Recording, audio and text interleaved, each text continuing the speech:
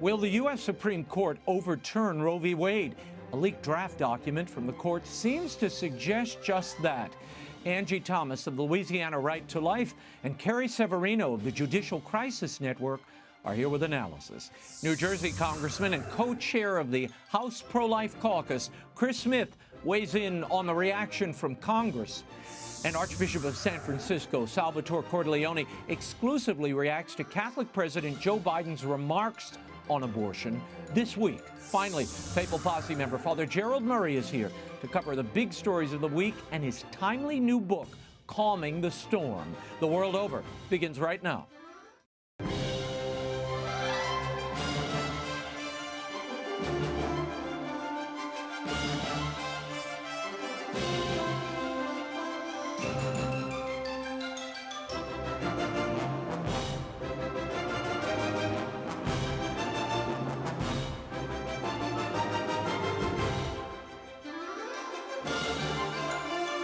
Now, Raymond Arroyo. A warm welcome to all of you joining us in the United States and the world over. We have an important show for you tonight. If you'd like to comment, send me a tweet. I'm at Raymond Arroyo. Lots to cover. Let's get right to it. A firestorm of controversy erupted this week when a draft document by Supreme Court Justice Samuel Alito was leaked to the press. Now, that draft document seems to indicate the court is about to overturn the landmark 1973 Roe v. Wade ruling that legalized abortion on demand across the United States. Will Roe be overturned? And what happens from a legal standpoint if abortion policy goes back to the individual states? Here with analysis is attorney and president of the Judicial Crisis Network, CARRIE SEVERINO, and attorney and associate director of Louisiana Right to Life, Angie Thomas. Ladies, thank you for being here. I want to start with the unprecedented leak of this Supreme Court draft opinion. Chief Justice John Roberts has launched an investigation into who leaked it. He said this week this is a singular and egregious breach of that trust that is at an affront to the court and the community of public servants who work here. I've directed the Marshal of the Court to launch an investigation into the source of the leak. To the extent this betrayal of the confidences of the court was intended to undermine the integrity of the operations, it will not succeed. CARRIE, how destructive is this leak of a Supreme Court draft, and what impact does it have on the future of the court? Yeah, it's hard to overstate how shocking this is for people who've worked around the court. While a lot of institutions in D.C. kind of leak as a matter of course, the court up until this week was the one everyone said this is pretty much leak proof. There's just a handful of instances where things have leaked from it and never a draft opinion in full form like we saw leaked on Monday. I think this is going to have a huge impact on the court. Even major decisions like Bush v. Gore, which apparently really strained some of the relationships, not just among justices, but among clerks who allegedly got into some actual physical fights over it. There weren't leaks in that case. This is a big betrayal, and I think it will make it hard for justices to be able to trust the clerks that they have to work with so closely to help prepare their opinions. And I think the biggest problem is it adds this level of public pressure on the court in a way that I think this leak was clearly intended to do. So now you have in the Supreme Court putting up huge barriers outside, trying to protect the justices inside. I think they'll probably be needing increased security at their homes, even as people have been publicizing their addresses, asking for people to be protesting at their houses. I mean, it's a huge impact to the court and the way it's going to be able to function. To both of you, I know media reports have set the vote count as 5 votes, at least 5, for overturning Roe. How fixed is that vote count, CARRIE? How reliable is it? In most cases, the justices will vote the same week as the arguments. And in most cases, that vote does stay where it was. But there definitely, with some regularity, there's a case where someone will read the majority and say, you know what, actually, I'm not sure I can go with that anymore. I'm going to switch sides, or vice versa. They read it and they're compelled by the arguments and they switch sides. And this has happened in other major cases in abortion, including Planned Parenthood versus Casey, where unfortunately the court was prepared in that case to overturn Roe. And then the votes switched. So I think it's important for everyone to remember, those who are praying for the justices, not just for their safety, but also for the outcome of the case, to remember that there's always the possibility that this vote changes. And I certainly would hope that in light of public pressure, that would not be a reason for change. So this really isn't over until it's over. Carrie, on Tuesday, you tweeted that the court should immediately release their opinion. I imagine this is why, because you'd like a clean vote on this quickly without time for public pressure and protests, et cetera. Well, that's part of the reason I hope if we have 5 votes now, let's lock it down. But really, as a practical matter, having this opinion out there puts the court under extreme pressure and even actual physical danger to the court and the justices themselves. I think it's important to end this debate and discussion now. Normally we would expect it to come out at the end of June, at the end of the term, but I think under these highly unusual circumstances, a faster release would be appropriate. On Tuesday, President Biden had this to say in response to the leak of this draft opinion. Watch. It concerns me a great deal that we're going to, after 50 years, decide a woman does not have a right to choose within the limits of the Supreme Court decision in Casey, number one. But even more, equally as profound is the rationale used. And it would mean that every other decision relating to the notion of privacy is thrown into question. Well, it's a fundamental shift in American jurisprudence. Biden went on to suggest that everything from gay children going to school to the use of contraception is threatened by this decision. In the draft, and it is in the draft, and that's the stage it's in, Justice Alito writes, nothing in this opinion should be understood to cast doubt on precedents that do not concern abortion. Angie, is there any veracity to the critique that throwing out this supposed right to privacy would imperil other Supreme Court decisions? No, I don't believe so. I mean, Alito went to great lengths in this draft opinion to make sure of that. I mean, the quote about as even the Casey plurality recognized, abortion is a unique act because it terminates life or potential life. So Alito really, he probably said this 3 or 4 times in the opinion that to make sure to differentiate, to distinguish this case and this overturning from all of the other privacy cases.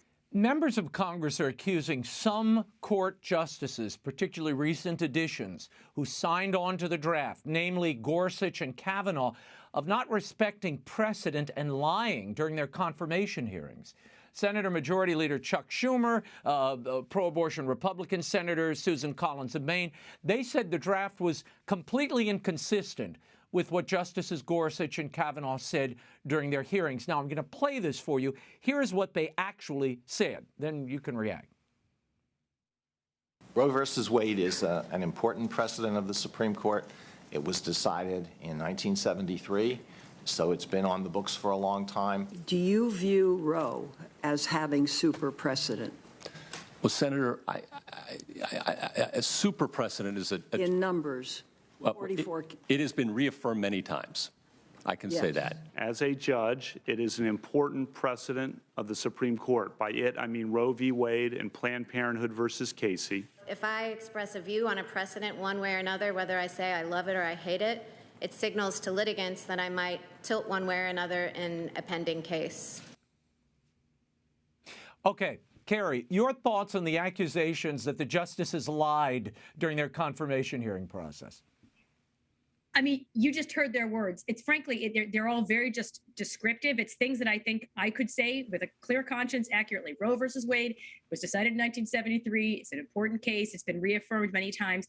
Those are factual descriptions. And nowhere did those justices promise that they would uphold the case in the future, nor could they under legal ethics guidelines, because as Justice Barrett alluded to, you can't promise how you're going to vote in a future case. I want to get into what Alito does say in this draft document and what it might mean for the pro-life movement in this country. He writes, Roe was egregiously wrong from the start. Its reasoning was exceptionally weak, and the decision has had damaging consequences. And far from bringing about a national settlement of the abortion issue, Roe and Casey have inflamed debate and deepened division. It is time to heed the Constitution and return the issue of abortion to the people's elected representatives. Angie, if the final opinion does mirror the draft write-up here, Roe would go back to the states, and each state would have their own abortion laws. How will the pro-life movement respond? Well, here in Louisiana, we have been planning for this for several years. I mean, we've been really looking at how are our laws going to hold up after Roe v. Wade is overturned. And this session, in fact, we have a couple of really interesting bills out there. We have our hero, Senator Katrina Jackson, who's holding a construction of abortion statutes bill that reaffirms our trigger. We just felt it was important to reaffirm that trigger. We have a 2006 trigger. It's called the Human Life Protection Act, and it is a full protection of human life. I mean, there are no exceptions, for rape or incest. And so we felt like it was important to reaffirm that. So she's carrying that. And we felt it was also important to go back. There's been so many laws. We have a 6-week ban, we have a 15-week ban, we have a 20-week ban. So we wanted to just make sure that our laws all stand alone unless explicitly stated otherwise. So we're very hopeful that these bills are gonna help put us in a great position the moment that decision officially comes down. And our main focus really has been funding for resources. So in hopes of a fully pro-life state, we're looking at how do we truly support women, especially as Catholics. What do we do? How can we walk with them? And there's this beautiful program called Walking with Women in Need. That's a U.S. CCB program. So I encourage all of the viewers to please look into that and look into supporting your pregnancy centers so that we can all be ready for a post-Roe reality. Very quickly, is this the end of the March for Life if Roe is overturned? I mean, this has been the largest consistent march, protest, civil rights march in America's history. Yeah, I went to the march this January, and I was certainly hoping it was the last time we'd march, at least in January. I think we should turn it into a celebration march in the summertime. Okay. Carrie, some will argue that after almost 50 years of Roe, this is deeply rooted in the nation's history and tradition. Justice Alito goes to pains to suggest that is not the case. He also invokes the 14th Amendment. Your thoughts on this? There are a lot of people saying this is precedent. You have to support it. The Supreme Court justices take an oath to uphold the Constitution, not to uphold something that someone said in 1973 about the Constitution.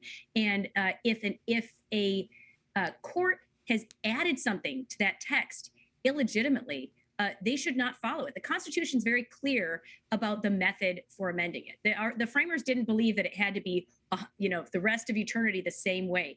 But it's the American people in our system who have the authority to do that. That's what keeps us a representative nation and democracy. And so if America wants to amend that Constitution, more power to them, but they have to be the ones. The judges can never usurp that power. So it's very important to return that authority that really was the American people's authority at the beginning, that it ceded to the government under the Constitution, to make sure that the rights that they maintained are reserved by the people and by the states. And this means this isn't finish the question of what's going to happen with the pro-life cause in America, but that's going to be then debated in the legislative sphere where it belongs under our Constitution.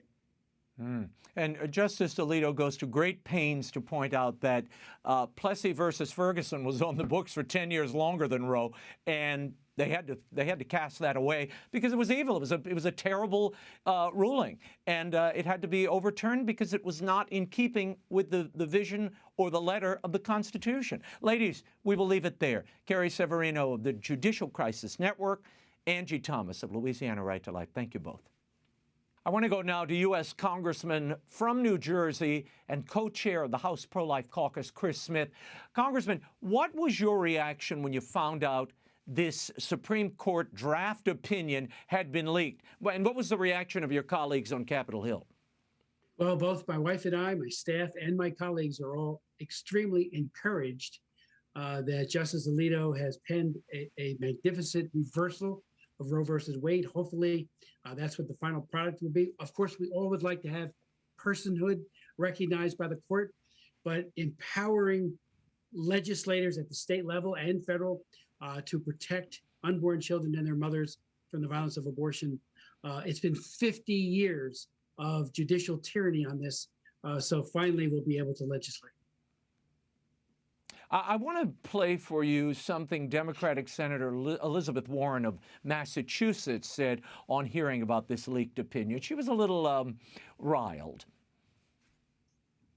This is what the Republicans have been working toward this day for decades.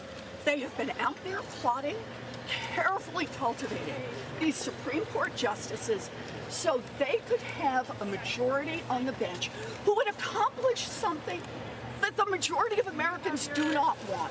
I am here because I am angry, and I am here because the United States Congress can change all of this. Yes. Congressman Smith, can the Congress change all of it? And assuming the document mirrors that draft, what options do Congress really have here? Well, Raymond, this is an engraved invitation to legislate, and that goes both ways. I mean, I'm very concerned that last September, the House passed the Abortion on Demand Act until birth. Every Democrat except for Henry Cuellar voted for it. And on the Senate will be taking that up maybe as early as Wednesday of next week. So we're dealing with an opportunity on the pro-abortion side to provide abortion on demand till birth and to eviscerate, as the House bill does, all of the modest restrictions like women's right to know laws, parental notification statutes, all of those that have been put into place as a very modest effort to protect life. All of those would be swept away. So we are still in a very dangerous zone. My own state under Governor Murphy passed a law that allows for abortion right up at the moment of birth. And he's looking potentially to do even more. We know Colorado did the same, and other states. There are 18 states that automatically will protect their lives of the unborn if this goes through. And then there's another 20 plus that have pro-abortion statutes. But again, this is a new phase. It's not the end. It's the beginning of a national debate on abortion. And for the first time ever, the child will be paramount. Of course, we love the women, we care for the women, but we will finally begin to look at what is being done by the deed of abortion, dismembering, chemically poisoning an unborn child, often with great pain suffered by the little child. Congressman, Elizabeth Warren and others on Congress are calling to codify Roe v. Wade. Senator Bernie Sanders of Vermont tweeted, Congress must pass legislation that codifies Roe v. Wade as the law of the land in the country now. And if there aren't 60 votes in the Senate to do it, and there are not, we must end the filibuster to pass it with 50 votes. Now, Democratic Senators Joe Manchin of West Virginia, Kristen Sinema of Arizona have already said they will uphold the filibuster in the wake of this leak opinion.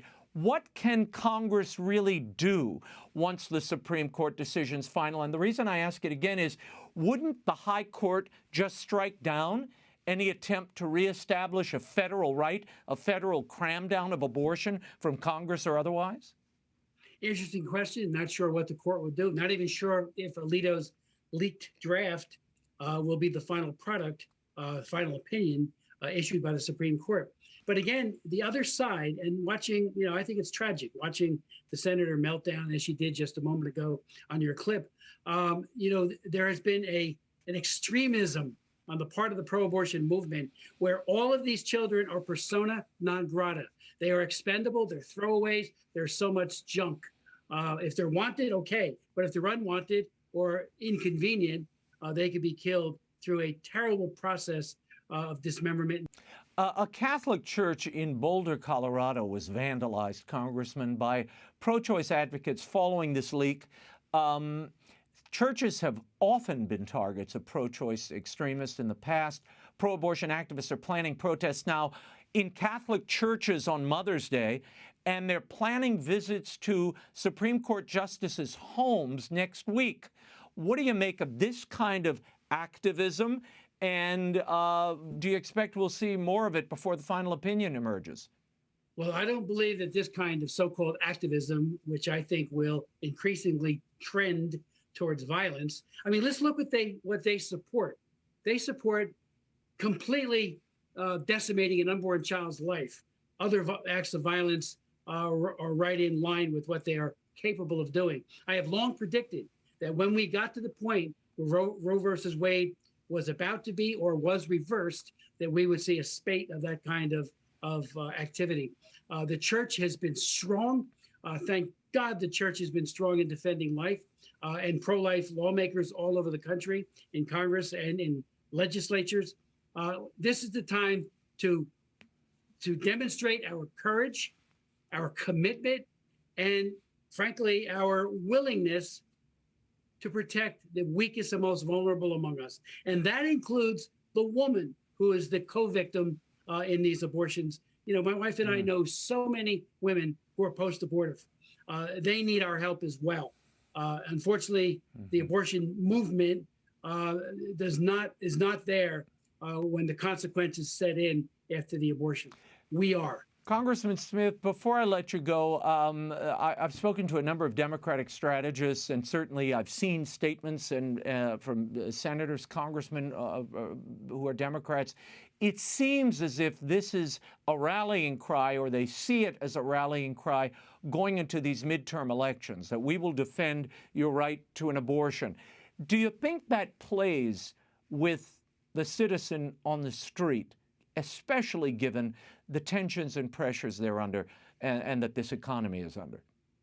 Great question. You know, Raymond, the polls have consistently showed that people want significant restrictions. The Marist poll showed that 71% of the people in America want restrictions on abortion. The percentage of Americans who want unfettered right to kill an unborn baby is infinitesimal compared to the majority opinion. I do believe that our side, the church, people who are pro-life, and those who will now throw their hat in the ring and become strong as well and speak out, we must redouble our efforts. This is the national debate on abortion, which was precluded to a large extent by the Supreme Court and by the lower courts for 50 years. There will be no constitutional right to abortion. So it is an open invitation to protect those children, but we need to rally. We need to make sure that the candidates are vetted when they're running, either party, as to how they stand on this all-important issue of life. Congressman Chris Smith, thank you for being here. We'll check in with you in the days ahead. In the midst of the controversy over the leaked Supreme Court draft opinion, Catholic President Joe Biden weighed in on the matter, making some very specific comments about abortion, even citing God to justify the practice.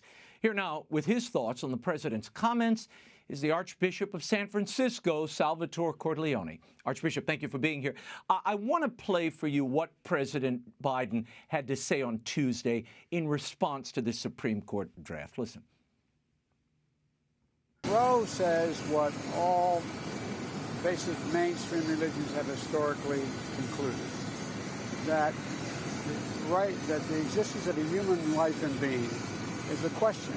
Is it at the moment of conception? Is it 6 months? Is it 6 weeks? Is it quickening, like Aquinas argued? I mean, so the idea that we're going to make a judgment that is going to say that no one can make the judgment to choose to abort a child based on a decision by the Supreme Court, I think goes way overboard.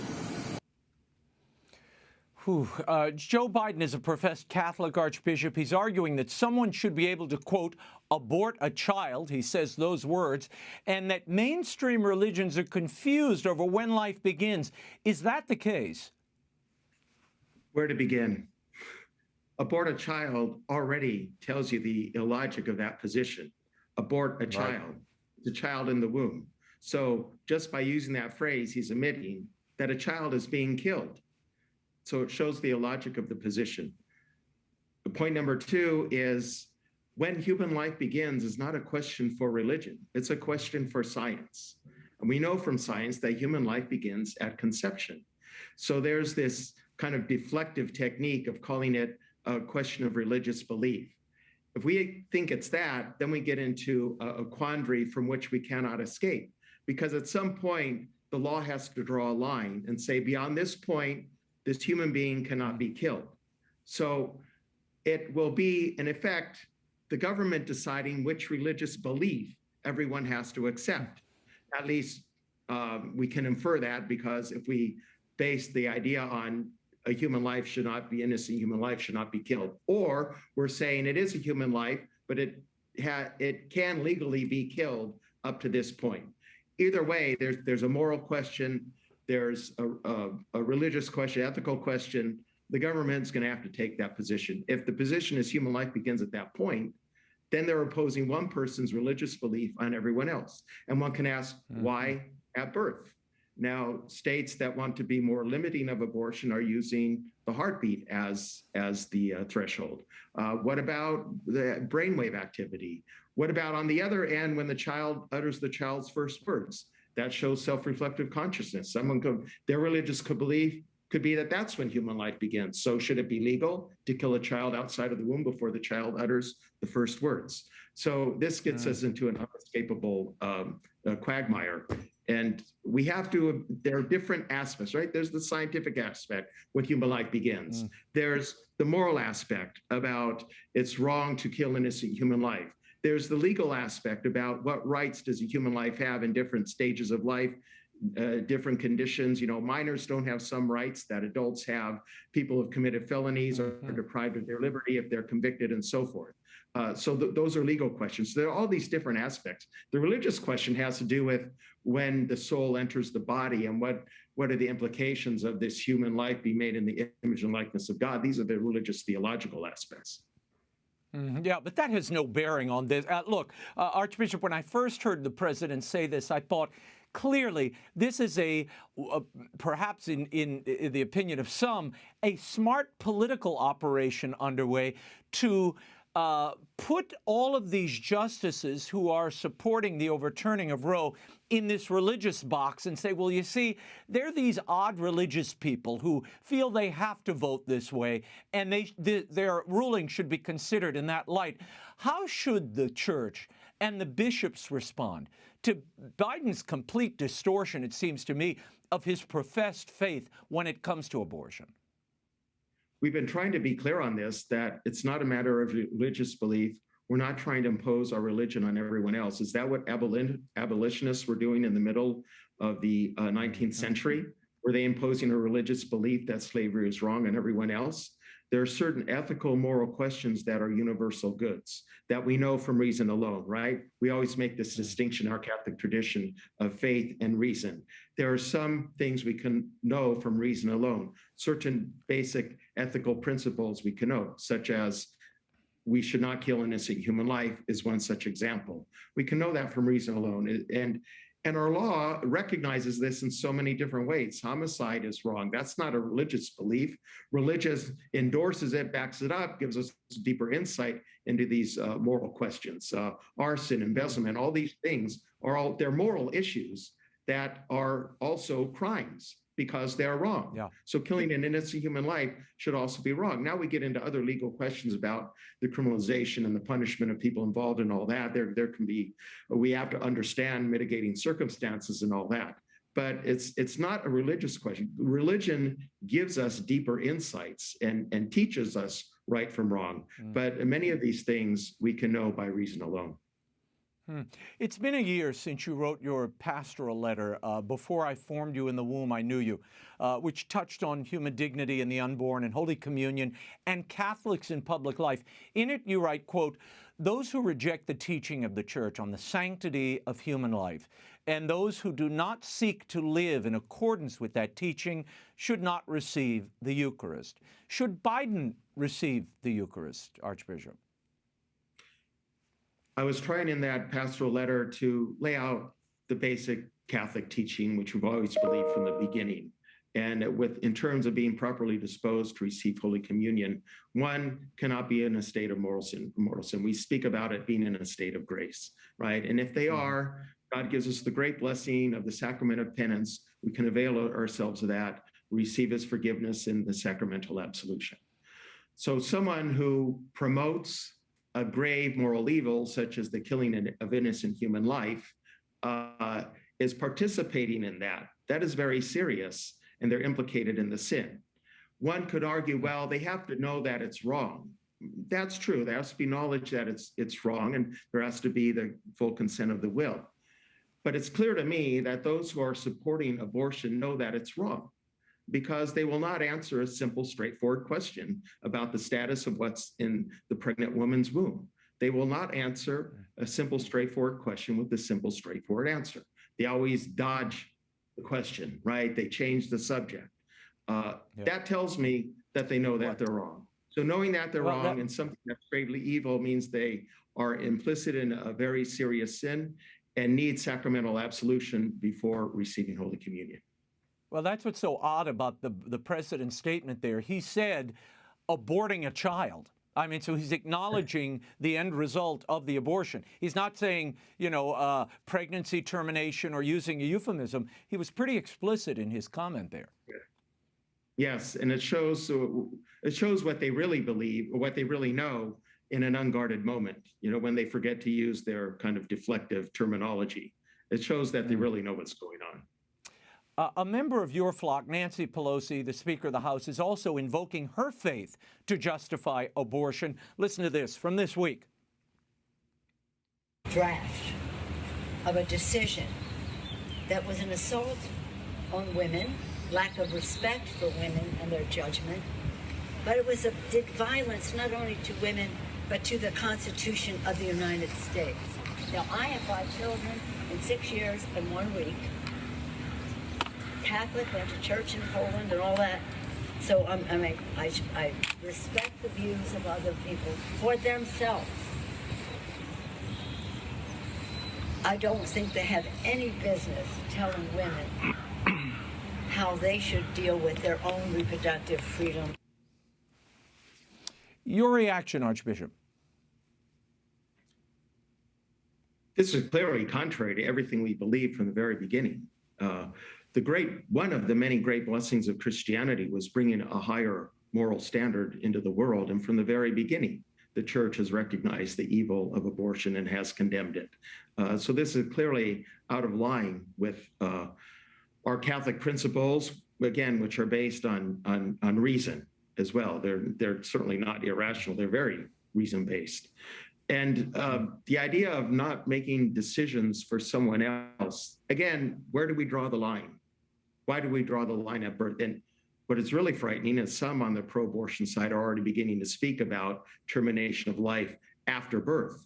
So how much further are they going to drag it out? Are we going to impose our beliefs on someone else who want the child killed after birth?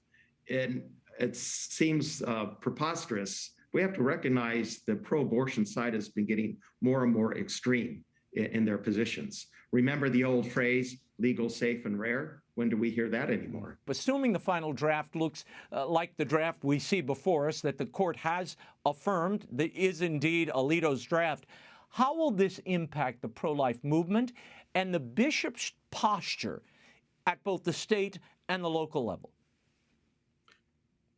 Keep doing what we're doing.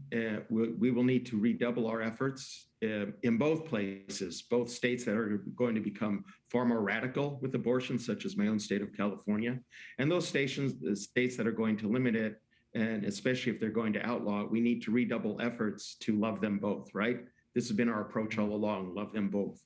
Women in crisis pregnancy need support. I said to some founders of a crisis pregnancy home in New Hampshire, the St. Gianna's place, I told them the other day, look, the moment for these crisis pregnancy centers and group homes has arrived.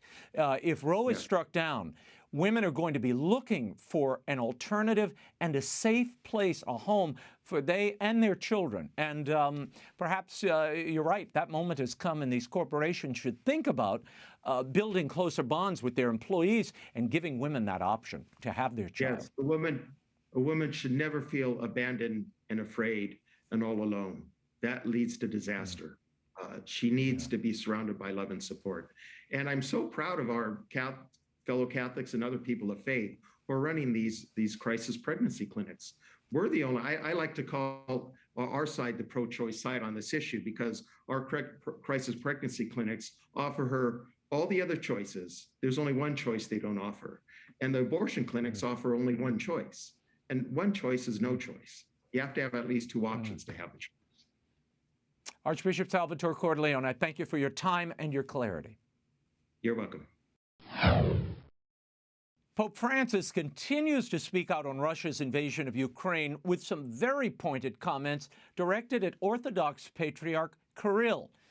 The USCCB is shuttering its news operation, and some U.S. bishops continue to repudiate the German synodal way. Joining me now with analysis of these stories and many more, a member of the papal posse, priest of the Archdiocese of New York, and the author of the very prescient new book, Calming the Storm, Navigating the Crisis Facing the Catholic Church and Society. Father GERALD Murray joins the program. Father, thanks for being here. Before we get to the book, Calming the Storm, Pope Francis had some strong words for Moscow Patriarch Kirill this week. In a recent interview, Francis said he urged Kirill in their March Zoom meeting not to become, quote, Putin's altar boy. Francis also made comments about NATO's expansion, claiming that perhaps this, quote, barking at NATO, or the barking of NATO at Russia's door had facilitated the invasion or led to it. A meeting between Putin and the Pope has been offered, but so far no response from Moscow. What do you make of Francis's comments? Let's start with his calling Patriarch Kirill out as he did. Well, I'm glad he did, but, you know, it's not a question of becoming his altar boy. Kirill has been a complete supporter of this invasion, of this immoral, horrible war that's being waged. He also said recently that the Russians don't invade other countries. That's a line that Lavrov, the foreign minister, said, you know, a day or two after the invasion happened. No, the Patriarch has been justifying this aggression. He has not condemned Putin for doing something immoral. And, you know, where is the outrage from Kirill about the murders and the war crimes and the destruction of civilian homes, the targeting of people, the murders, and all the rest? So the Pope is right to criticize Kirill, but I think we have to realize that Kirill is basically an apparatchik, meaning he's a functionary of Putin's government. And that really is the reason why he's not preaching the Christian message forthrightly. What do you make of the Pope's dalliance into foreign policy analysis here, saying that it was NATO barking at Ukraine that caused Russia to go ahead and jump into this invasion? This is, I would say, with all due respect, naive. Are the people of Poland responsible for Putin's invading Ukraine because Poland joined NATO a number of years ago? The idea that sovereign nations cannot determine their own foreign policy because their former communist master won't be happy, that's not a part of any analysis of democracy and freedom in the post-World War II era. No, NATO's not responsible for the Russians going into Ukraine. Putin's responsible. And then the generals and everyone else carrying out these war crimes, they're the ones responsible. I also want to mention Pope Francis was seen using a wheelchair for the first time in public this week. It's reported that knee pain is making it difficult for him to walk. Father, the Pope is 85 years old. He's canceled or reduced scheduled activities often in the past month due to this pain, so the Vatican says. Your thoughts on what we're seeing? And, of course, we wish the Holy Father the best and hope his health recovers. Yes, no, I was glad to see that he was in the wheelchair, only because I don't want to be in a wheelchair myself when I get that age. But if your knee pain is such that you can't walk right, and when I watched the Pope in Malta, I was troubled to see how hard it was for him to walk and to get around. So it's good for him to rest that knee. The doctors obviously prevailed upon him. So I hope that he'll be able to calmly and with patience, because we know he's a man that likes to walk around and see people and all the rest. So. Sometimes you just have to accept medical realities and, give a spiritual significance to it by saying, I'll offer up this wheelchair experience as part of my cross. I spoke to somebody at the Vatican today, in fact, two sources, who say it may not only be the knee pain, that this could be lingering effects of that very intense surgery. He had the colon surgery earlier this year, or late last year, rather. Interesting. Well, you know, the Pope obviously went through a very significant surgery back in last year, and the Vatican has not really given updates on that so much. So who knows? But, you know, my heart goes out to the Pope because I hate to see physical suffering, and particularly someone who has such an important role in the world and in the Church. Yeah, I agree. Father Jerry, the German synodal path continues to be controversial. As you recall, there was an April 11th open letter signed by over 70 U.S. bishops critical of what's happening in the Church in Germany. This week, one of the signatories, Bishop Sam Aquila, wrote in his own letter to the head of the German Bishops' Conference, and in it he said, the synodal path does not simply address structural concerns, it challenges and in some cases repudiates the deposit of faith. Documents of the synodal path cannot be read in any other way than as raising the most serious questions about the nature and binding authority of divine revelation, the nature and efficacy of the sacraments, and the truth of Catholic teaching on human love and sexuality. And just to kind of bring people up to date, this synodal path is sort of a coming together, a listening session that is a dress rehearsal for what we're about to see on the world stage in Rome next year. Father, your thoughts on Aquila's criticisms, and we should add that Bishop Aquila has been engaged in an ongoing back and forth with the German bishops. You touch on some of this in your book, Calming the Storm. Yes, no, the Bishop of Denver is an heroic figure because he's speaking out about a matter of grave importance, and he's doing so in a way that is getting the attention of the Germans. The German Bishops' Conference, along with the Committee of German Laity, have produced a revolutionary program called the Synodal Way Propositions, which include ordaining women to the priesthood and the episcopate. It includes the blessing of homosexual unions, the approval of homosexual activity. It is a revolutionary document. They want bishops of dioceses to be elected and to be able to be recalled by the people of the diocese. No, it is essentially a Protestantization of the Catholic Church by recentering authority away from the hierarchs, meaning the bishops, and putting it in the hands of essentially a self-selected committee of lay people. It's terrible, and the Bishop of Denver deserves all praise. In Calming the Storm, you suggest there that it's one thing for dissent to come from the pews, but when it comes from the hierarchy, it truly is a dangerous situation. What effect do you think this is all having on the universal church? Well, this is leading to extreme strife in the life of the church, great fears of what's going to happen as the synodal way is influencing the synod on synodality, which is this 2-year process that Pope Francis began. We're well into that now, the consultative phase in dioceses, and people have been meeting. We had meetings here in the Archdiocese of New York. So the great fear is that those people who think the German bishops are not heretics but prophets are then going to take their really heretical propositions and then put them forward as somehow the will of the Catholic people and the kind of cutting-edge direction we have to go in. Raymond, we're seeing a revolution in slow motion, and it is going to cause what all revolutions cause, which is strife, upsetness, and on the hand of the revolutionaries, basically lying and fraud, because they're going to claim, oh, there's nothing revolutionary here. We're simply getting back to original Christianity. No, they aren't. They're trying to revolutionize the church in the view of basically 20th century Marxist and liberal ideas. And where does Jesus fit into that? They don't ever say.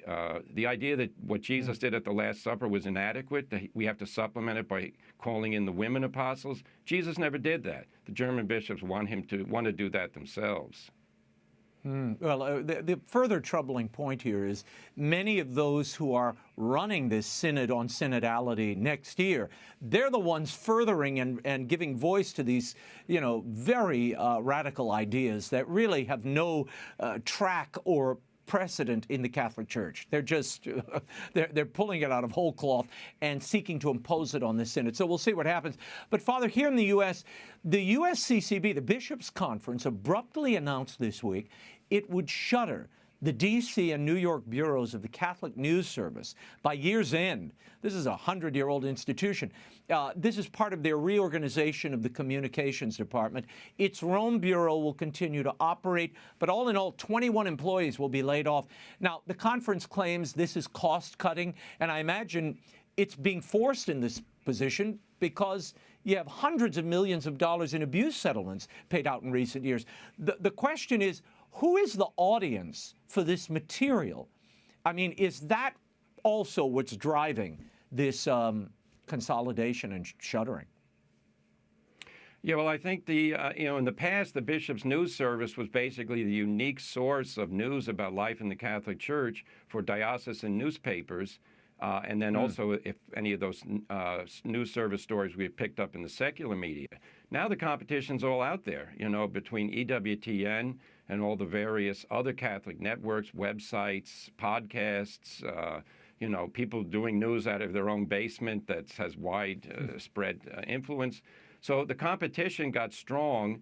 And what I most regret, though, about this closure is that they didn't announce at the same time that they're going to have a low-cost digital strategy, which is very possible now in the media environment that we have. I hope they do resurrect something because, diocesan newspapers and the like do need a story and analysis, and it would be a shame if that was simply no longer available. Yeah, well, they're also shutting down their publishing operation, which, is another odd thing. But I guess they'll just contract out when it's a papal encyclical. I guess they'll just contract it out to a secular publisher and, and move it that way. They do an awful lot of rewriting, and we have to say this about CNS. They do an awful lot of rewriting of press releases. And like these diocesan papers, the church has a tendency to sort of look for life among the tombs of dead or defunct media. They do that. And I think they extend a lot of these periodicals and organizations just because they've been around a long time. But if there's no audience, you can't sustain them. And that's what I think ultimately did them in here. It's a financial proposition. The bishops couldn't keep floating it. Father, also in the U.S., Father James Martin, along with America Magazine and America Media, all part of the Jesuit media apparatus, has announced the launch of a new website this week for outreach to Catholic LGBT people. It's called Outreach, according to Father Martin. One of the universal apostolic preferences of the Jesuits now is walking with the excluded. Jesus went to the margins. That's where this community is right now in the church. They're the most marginalized group in the church, bar none. Again, this is a theme you touch on in Calming the Storm. Your thoughts on this initiative, and what do you make of the timing given the ongoing synodal path underway in Germany? Okay, so a couple of things. Claiming victim status as a way to gain influence is now being embraced by Father Martin. The most excluded group in the church is the people that are now helping him to launch this, who knows how many dollars worth website, which is going to become an influence center for agitation to support the legitimization of homosexual activity. Father Martin never talks about Courage and the Courage members. He's marginalized them completely when he talks about the church and homosexuality and pastoral outreach. Now, Father Martin, in his book, Building a Bridge, accuses the Catechism of the Catholic Church of cruelty in its statements about homosexuality and homosexual attraction. Now we've got Cardinal Marx and Hollerich over in Europe saying that the Catholic Church's teaching is wrong on homosexuality, the Catechism has to be changed. So what's going on here, I think, is what we talked about in a previous show. There's a vast influence peddling group that wants to make the Synod on Synodality into the Synod on homosexuality, and they want to announce that a church that listens to the people has to basically go along with what they say the people want. And I can tell you right now, most Catholics do not believe that God made a mistake when he gave the Ten Commandments, when he created male and female, when he said to Adam and Eve, be fruitful and multiply. That's what sex is for. It's not for homosexual activity, but this is unfortunately what Father Martin is promoting. And most regrettable. I want to get into the new book, Calming the Storm, Navigating the Crises in the Catholic Church and Society. It's out in bookstores now. You couldn't have picked a more tumultuous moment, Father, in which to release it, so good timing.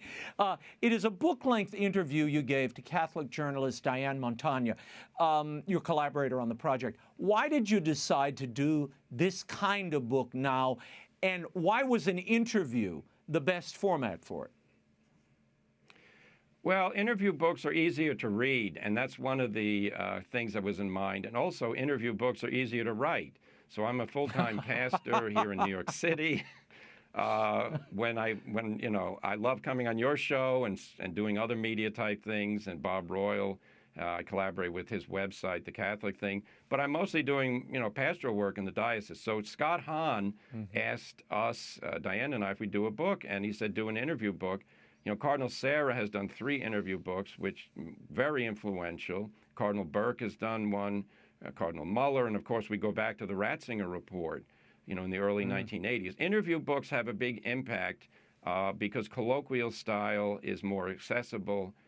And then also you can bounce from topic to topic and no one says, well, I've lost a train of thought. No, it's like a conversation. We'll talk about this and we'll talk about that.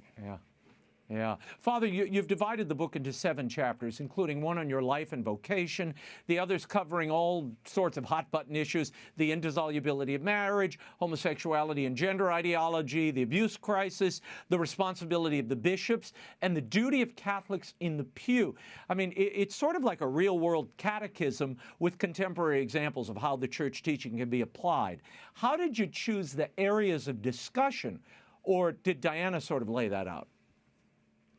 Well, Diane is the mastermind behind the format of the book, and it's called Calming the Storm because it's based on the incident where our Lord was asleep in the boat on the Sea of Galilee, and the storm arose, and the apostles woke him up, and then he calmed the storm. So that's the same idea, is that the church right now is like the boat, and we're going through storms, and we have to call on the Lord to calm those storms, but then the Lord calls upon us to have faith and not to worry. The Lord is not sleeping right now. He's very aware of what's going on.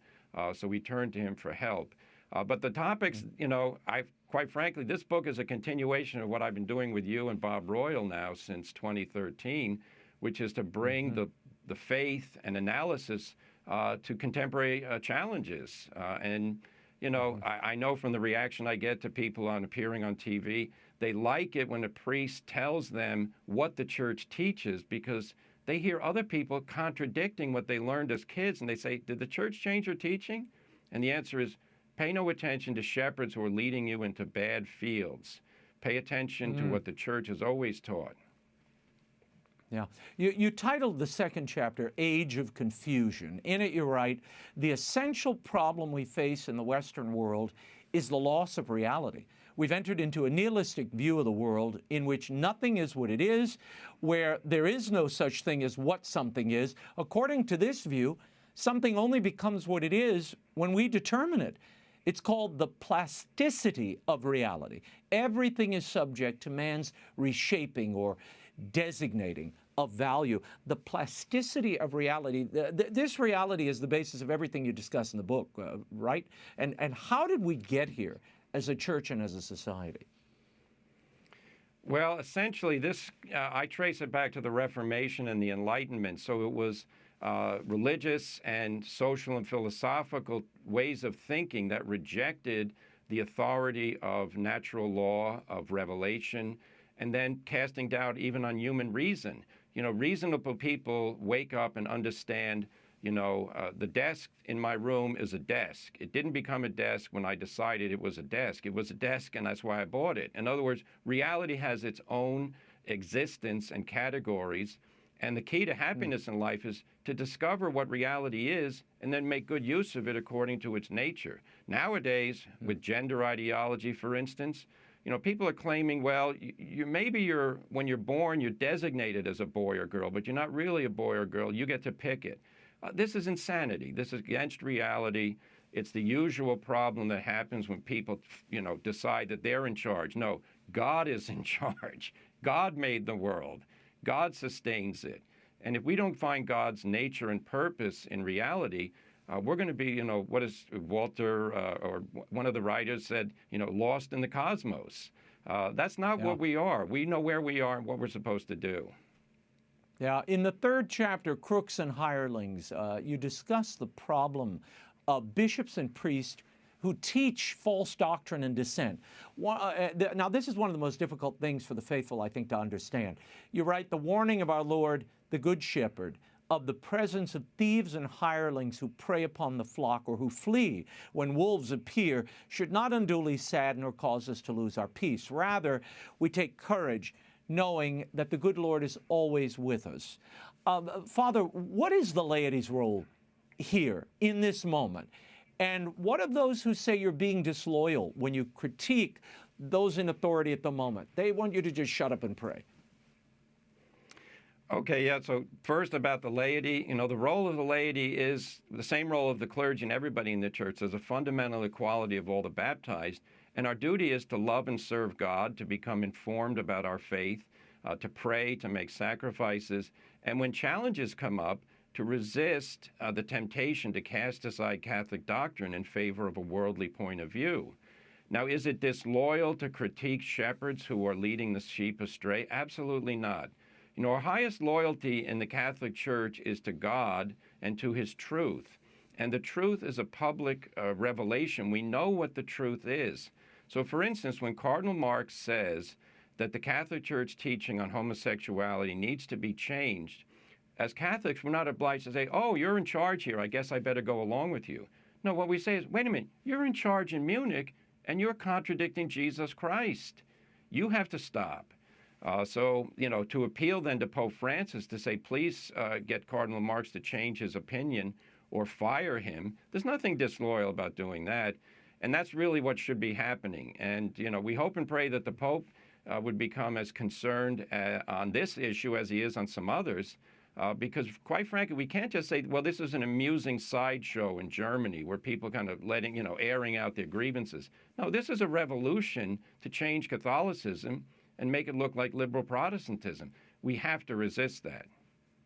What do you want readers and viewers and fans of the Papal Posse to take away from Calming the Storm? What's the overall message here in your mind? Well, I think it's the message that, you give in the show and that, we try to do, Bob and I, when we discuss it. We're here as servants of the Lord to make known His truth. And in doing so, we have to radiate the peace of Christ.